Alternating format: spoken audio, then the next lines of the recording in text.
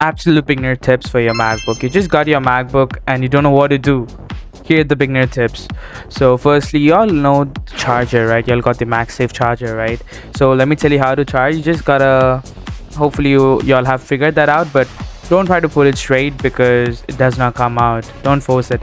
So just pull it up or pull it down. It's a very good mechanism, so you never like let your MacBook fall. So it's a very good thing by Apple, so make sure to that. And next step will be going in our Mac. So if you have followed my last video in which I have shown some tips and settings, then if you double tap on any app, it full screens. Alright, now if you see, like, every app have these three things. If you double tap the green thing, you can see it got full screen.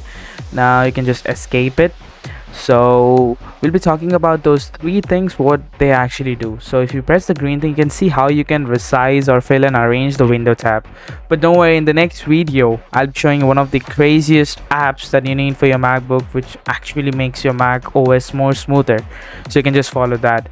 And also if you go to the next one, you of course know it just minimizes yours. But now the red one, it normally does not close your window like Apple does. I mean Windows does, but in Apple you gotta press Command, press Q, then it just closes the window. That's simple, it closes the app. So yeah, use that. And now whenever you download an app, you know, it pops like this. So what to do at this point, right? If you're like totally new, nothing. So why we do that? Because when you download, it does not download in your app. So when you drag that to your application, then it comes to your app section. Then you can wait, we gotta wait for that sound and that download. See, now we got the sound. Wait, now let me just type it again. Now you can wait, just give me a second. Let's type it again. Now you can see ChatGPT is downloaded. That's simple. Just you need to drag and just wait for that sound. And now let's starting. How do we copy? Just press Command C and Command V, Command X, same as Windows. Command C to copy, Command V to paste, and then Command X to cut it, and Command V to copy. Simple. Just command here. And then if you like wanna like take screenshots, you just press Command Shift 4 to like select a area with your mouse, the area that you want to take. But if you want more options, just press Command Shift and 5. This gives you various options in which even you can record a section of screen. So you can just follow this shortcut to Mac OS. Has so many hidden secrets, but you don't need to learn all the shortcuts though. I'm moving ahead. The caps lock, you might feel like the cap is not working. It's for everyone.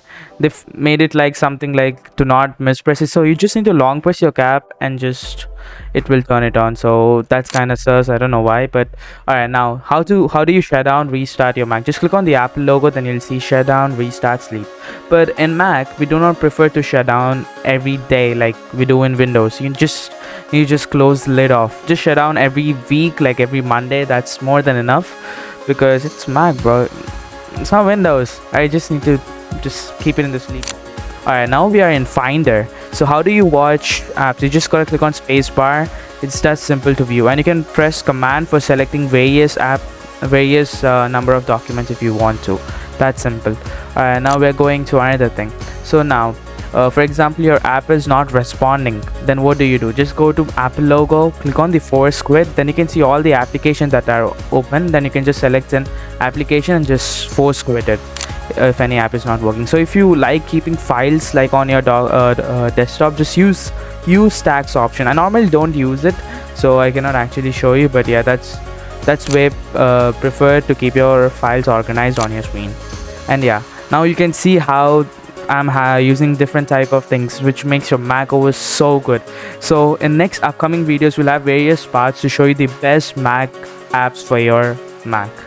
Hopefully this video was useful for you. See you in next wonderful video. Peace out.